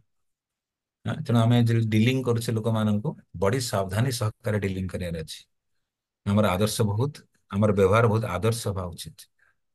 ଯଦି କେହି ଅନାଦର ବା ଅପମାନ ହୁଅନ୍ତି, ତେବେ ଏହି ସମୟରେ ସ୍ୱୟଂ ନିଜର ଉତ୍ତମ ବ୍ୟବହାର ପ୍ରଦର୍ଶନ କରି ସେମାନଙ୍କର ମନୋବୃତ୍ତିକୁ ପରିବର୍ତ୍ତନ କରିବା ଉଚିତ। ତେଣୁ ଲିଡର ମାନଙ୍କର ବିଶେଷ କାର୍ଯ୍ୟ, ବେଳେ ବେଳେ ଆମର ସବଅର୍ଡିନେଟ ମାନେ କିଛି ଲଢାଇ କରି ଆସିଗଲେ, ସେ ବାହାର ବ୍ୟକ୍ତି ହଉ ୟା ସାଧକ ହଉ, ତାର ଗୋଟିଏ ମାତ୍ର ହୋପ ଥାଏ କି ବରିଷ୍ଠ ଭକ୍ତ ମାନେ ଅଛନ୍ତି ଏଇ ପରିସ୍ଥିତିକୁ ସମ୍ଭାଳି ନେବେ। ତେଣୁ ଆମେ କାହା ଜୀବନରେ କାହାକୁ ଦୁଃଖ ଦେବା ନାହିଁ ଆମ ବ୍ୟବହାର ଆଚରଣ ଦ୍ଵାରା, ୟା କାହାକୁ ଅପମାନ ସୂଚକ କିଛି ଶବ୍ଦ ପ୍ରୟୋଗ କରିବା ଉଚିତ ନୁହେଁ, କାହାକୁ ଦୁର୍ବ୍ୟବହାର କରିବା ବି ଉଚିତ ନୁହେଁ। ତେଣୁ ବୈଷ୍ଣବ ନିଜର ଭଦ୍ରଚିତ ବ୍ୟବହାର ଦ୍ଵାରା ସମସ୍ତଙ୍କୁ ଆନନ୍ଦ ଦିଏ, ପ୍ରସନ୍ନତା ଦିଏ। ଚାଣକ୍ୟ ପଣ୍ଡିତ କହନ୍ତି, ପ୍ରିୟ ବାକ୍ୟ ପ୍ରଦାନେନ ସର୍ବତୁଷ୍ୟନ୍ତି ଜନ୍ତବଃ, ତସ୍ମାତ୍ ତଦେବ ବକ୍ତବ୍ୟଂ ବଚନେ କା ଦରିଦ୍ରତା। କି ସଂସାର ଲୋକମାନେ କଷ୍ଟରେ ଅଛନ୍ତି, ଘରେ କେହି ସମୟ ଦଉନାହାନ୍ତି, କେହି କଥାବାର୍ତ୍ତା ହଉନାହାନ୍ତି, ଆଉ ସିଏ ଯେତେବେଳେ ଭକ୍ତ ସମାଜରେ ଆସେ, ଭକ୍ତ ମାନେ ତାକୁ ଟିକେ ମଧୁର କଥା କହିଦିଅନ୍ତି, ତା ଦ୍ୱାରା ତାର ହୃଦୟର ପୀଡା ଉପଶମ ହେଇଯାଏ। ସେ ଆନନ୍ଦରେ ଗଦଗଦ ହୁଏ, କିଏ ତ ମତେ ସଂସାରରେ ମତେ ପଚାରୁଛନ୍ତି, କିଏ ତ ମୋର କେୟାର କରୁଛନ୍ତି। ତେଣୁ ଆମେ ଯଦି ସେମାନେ ଯୋଉମାନେ ମନ୍ଦିରକୁ ଆସୁଛନ୍ତି ତାଙ୍କୁ ଅପମାନ ଜନିତ କରିବା, ତାଙ୍କୁ କଷ୍ଟ ହେଲା ବେଳେ ଦୁର୍ବ୍ୟବହାର କରିବା, ସେମାନେ କୁଆଡେ ଯିବେ ଆଉ। ପ୍ରଭୁପାଦ କହନ୍ତି, our temple is like oasis in the desert. ମରୁଭୂମିରେ ଯେମିତି ଗୋଟେ ସ୍ଥାନରେ ପାଣି ମିଳେ, ତେଣୁ ସଂସାର ଲୋକ ସବୁ ପ୍ୟାସା ବୁଲୁଛନ୍ତି, ଶୋଷିଲା ହେଇ ବୁଲୁଛନ୍ତି, ତୃଷ୍ଣା ହେଇ ବୁଲୁଛନ୍ତି। ମନ୍ଦିରରେ ସେମାନେ ଆସିବେ, ନିଜର ଶୋଷ ମେଣ୍ଟେଇ ପାରିବେ। ତେଣୁ ଭକ୍ତମାନଙ୍କୁ ବହୁତ ଆଦର୍ଶ ହବା ଉଚିତ। The material world is full of patients and devotee are like doctors to treat the disease of the persons। ତେଣୁ ଆମେ ବ୍ୟବହାରରେ ବହୁତ ଆଦର୍ଶ ହବା, ଏମିତି କଥା କହିବା ଯେ ସାମ୍ନା ବାଲା ବ୍ୟକ୍ତିର ହୃଦୟ ଆମେ ଜିତି ନେବା, ଆକ୍ଚୁଆଲି ତାଙ୍କର ହୃଦୟର ଉପଶମ କରିବା। ତେଣୁ ଚାଣକ୍ୟ ପଣ୍ଡିତ କହନ୍ତି, ପ୍ରିୟ ବାକ୍ୟ ପ୍ରଦାନେନ, ମିଠା କଥା କହିବା ଦ୍ଵାରା, ପ୍ରିୟ ବାକ୍ୟ ଦ୍ଵାରା ସର୍ବତୁଷ୍ୟନ୍ତି ଜନ୍ତଭ, ସମସ୍ତ ଜୀବଜନ୍ତୁ ପ୍ରସନ୍ନ ହେଇଯାଆନ୍ତି। ତସ୍ମା ତଦେବ ବଚନ ବଚନେ କା ଦରିଦ୍ରତା, ତସ୍ମା ତଦେବ ବକ୍ତବ୍ୟଂ ବଚନେ କା ଦରିଦ୍ରତା। ତେଣୁ ଏଇଭଳି ବକ୍ତବ୍ୟ ଦ୍ଵାରା, ବଚନ ଦ୍ଵାରା, ମିଷ୍ଟ ବ୍ୟବହାର ଦ୍ଵାରା ସମସ୍ତଙ୍କ ହୃଦୟକୁ ଜିତି ଯାଇପାରେ। ଇଏ ହଉଛି ପ୍ରଚାର। ପ୍ରଚାର ଅର୍ଥ ନୁହେଁ ଯେ ବହୁତ ଜ୍ଞାନ ଅଛି, ବହୁତ ବଡ ବଡ ପ୍ରବଚନ ଦେଲେ, ନା ନା, ବ୍ୟବହାର ଆଚରଣ କେମିତି, ସରଳ ବ୍ୟବହାର ଦ୍ଵାରା ଜଣେ ସାମାନ୍ୟ ଭକ୍ତ ବି ସମସ୍ତଙ୍କ ହୃଦୟକୁ ଜିତିପାରେ, ଭଲ ପ୍ରଚାରକ ହେଇପାରେ। ବେଳେ ବେଳେ ଜଣେ ବ୍ୟକ୍ତି ଭଲ ପ୍ରବଚନ ଦେଇପାରେ, କିନ୍ତୁ ତା ବ୍ୟବହାର ଆଚରଣ ଭଲ ନହେଲେ ଲୋକମାନେ କେହି ବାସ୍ତବିକ ଆସିବେ ନାହିଁ। ଯଦି କେହି ଅନାଦର ବା ଅପମାନ କରୁଥାନ୍ତି ତେବେ ଏହି ସମୟରେ ସ୍ୱୟଂ ନିଜର ଉତ୍ତମ ବ୍ୟବହାର ପ୍ରଦର୍ଶନ କରି ଅନ୍ୟମାନଙ୍କର ମନୋବୃତ୍ତିକୁ ପରିବର୍ତ୍ତନ କରିବା ଉଚିତ। ତେଣୁ ବେଳେ ବେଳେ ଦିଟା ପାର୍ଟି ଲଢେଇ ଝଗଡା କରନ୍ତି। କିନ୍ତୁ ଜଣେ ସରଳ ଭକ୍ତ ସିଏ ସେ ପରିସ୍ଥିତିରେ କଣ କରନ୍ତି ନା ସମାଧାନ କରନ୍ତି ଦି ଜଣଙ୍କ ହିତକୁ ନେଇ। ଭକ୍ତ ନ୍ୟୁଟ୍ରାଲ ରହିବା ଉଚିତ, ପାର୍ସିଆଲ ହବା ଉଚିତ ନୁହେଁ। ଦୁଇ ଜଣ ପାର୍ଟିଙ୍କୁ ସମର୍ଥନ କରି ସେ କଣ କରନ୍ତି ସମସ୍ୟାର ସମାଧାନ କରନ୍ତି। ପୁନଃ ସେମାନେ ଆନନ୍ଦ ପ୍ରଭୁ ସେବାରେ ଲାଗିଯାଆନ୍ତି। ଯେମିତି ଚୈତନ୍ୟ ମଠରେ ଭକ୍ତି ସିଦ୍ଧାନ୍ତ ମହାରାଜ ରହୁଥିଲେ। ବେଳେ ଭକ୍ତ ମାନେ ନିଜ ଭିତରେ ଲଢେଇ ଲଢେଇ କରିନିଅନ୍ତି। ଆଉ ଭକ୍ତି ସିଦ୍ଧାନ୍ତ ମହାରାଜ ପାଖକୁ ଯାଆନ୍ତି କି ମହାରାଜ ଆମ ଭିତରେ ଲଢେଇ ହେଇଗଲା। ମହାରାଜ କେମିତି ଉପଚାର କରନ୍ତି? ଦୁଇ ଜଣ ଭକ୍ତ ଗୋଷ୍ଠୀ ଭିତରେ ଗୋଟେ ଗୋଷ୍ଠୀ କବି ଅନ୍ୟ ଗୋଷ୍ଠୀର ପାଞ୍ଚଟା ଲେଖା ଗୁଣ କୁହ, ଅନ୍ୟ ଗୋଷ୍ଠୀ କବି ଏଇ ଗୋଷ୍ଠୀର ପାଞ୍ଚ ଲେଖା ଗୁଣ କୁହ। ଯେତେବେଳେ ଗୁଣ ଦେଖାନ୍ତି ସେତେବେଳେ ଦୁଇ ଜଣଙ୍କ ଭିତରେ ଆନନ୍ଦ ଆସେ। ଦୁଇ ଜଣଙ୍କୁ ପରସ୍ପରକୁ ବୈଷ୍ଣବ ପ୍ରଣାମ କରି ଫିର ମିଳିମିଶି ରହନ୍ତି। ତେଣୁ ଲିଡରଙ୍କର କର୍ତ୍ତବ୍ୟ ହେଉଛି କି କୌଣସି ପ୍ରକାର କଳହ ଆଦି ନ ହଉ ଆଉ ମିଳିମିଶି ରହିବା ପାଇଁ ବ୍ୟବସ୍ଥା କରିବା ଉଚିତ। ଭକ୍ତ ସର୍ବଦା ଏଇ କଥାକୁ ଧ୍ୟାନ ଦେବା ଉଚିତ ଯେ କେହି ତାହାକୁ ଯେପରି ନ ଠକନ୍ତି କିମ୍ବା ତାହାର ବସ୍ତୁ ଚୋରି ନ କରନ୍ତି।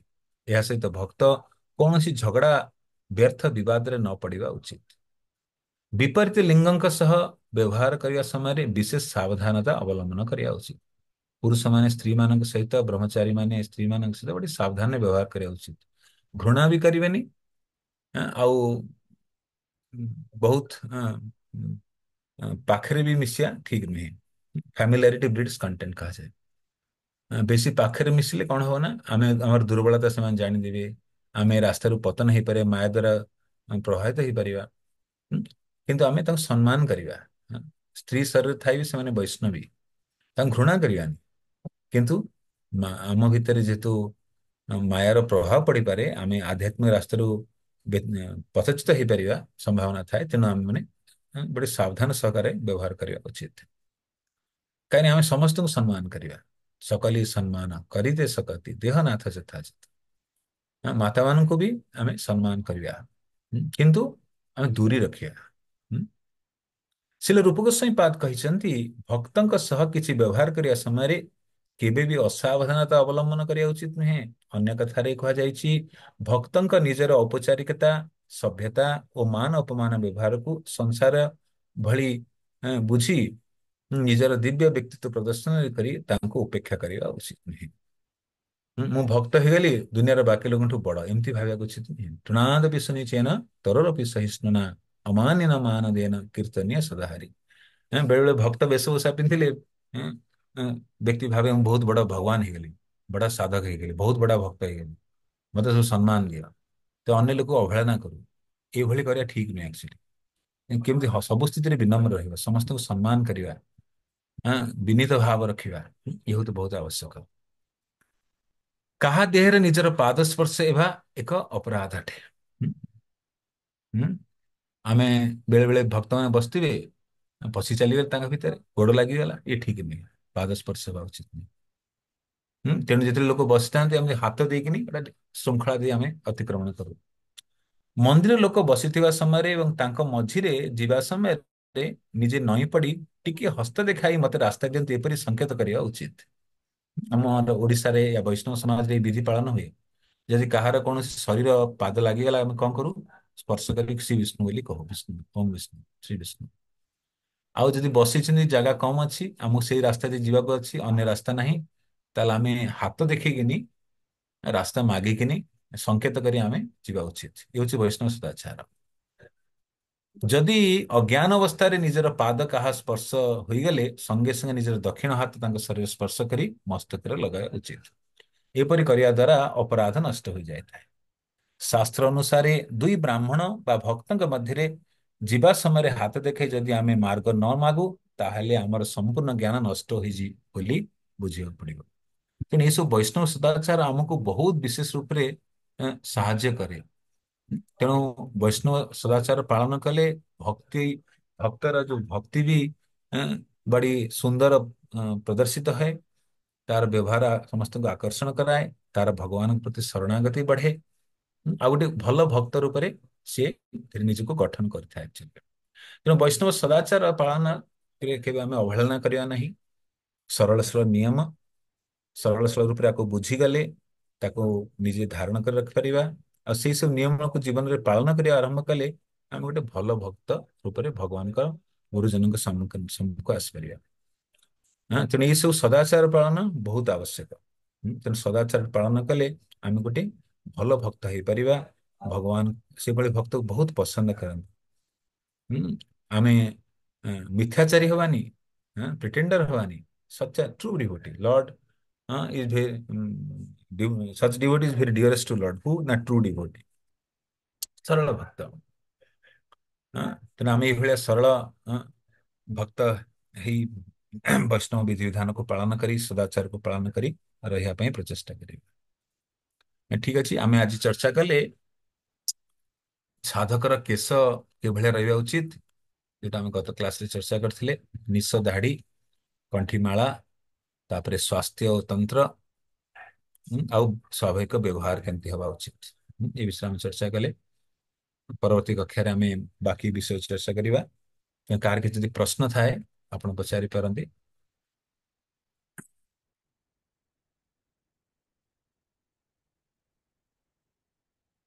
ଯାହା ଆମେ ଚର୍ଚ୍ଚା କଲେ ଚର୍ଚ୍ଚା ବର୍ତ୍ତମାନ ସୁଦ୍ଧା ହେଇଯାଇଛି। କାହାର ଯଦି କିଛି ପ୍ରଶ୍ନ ଥାଏ ଆପଣ ପ୍ରଶ୍ନ କରିପାରନ୍ତି।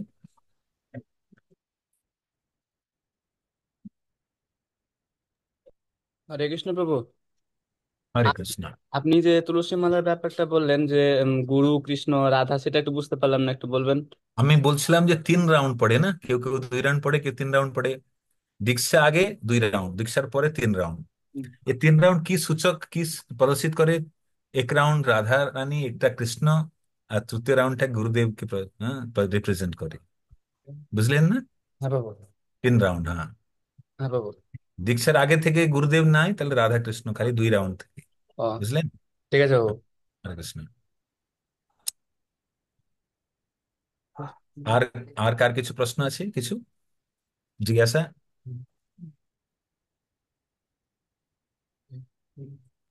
আপনার तो এখানে? हरे कृष्ण जी। হরে কৃষ্ণ। तो प्रश्न ছিল যে অনেক সময় ভক্ত অসুস্থ হন, সে সময় কিন্তু স্নান করে বাথরুম দিয়ে বারংবার স্নান করে। আমি শুনছি যে যদি কমর তল ধুই দিই, শিখা ধুই দিই, কণ্ঠমালা ধুই দেলে ব্রাহ୍ମଣ ଦୀକ୍ଷିତ ଭକ୍ତ ନିଜ ପବିତ୍ର ମୁখ ଧୋଇକି ସେଟା ହେଇପାରିବ ଶୁଣୁଛି। ହଁ, ଯେତେବେଳେ କୌଣସି ରୋଗାକ୍ରାନ୍ତ ହେଲେ, ଶରୀର ରୋଗାକ୍ରାନ୍ତ ହେଲା, ଯେମିତି କାହାକୁ ବାରମ୍ବାର ବାଥରୁମ ଯିବାକୁ ପଡିଲା, ସେଇ ସମୟରେ ନିୟମକୁ ଆମେ କୋହଳ କରିକି ନିୟମକୁ ବର୍ଜନ କରୁନେ, ନିୟମକୁ କୋହଳ କରିଦେଉଛେ।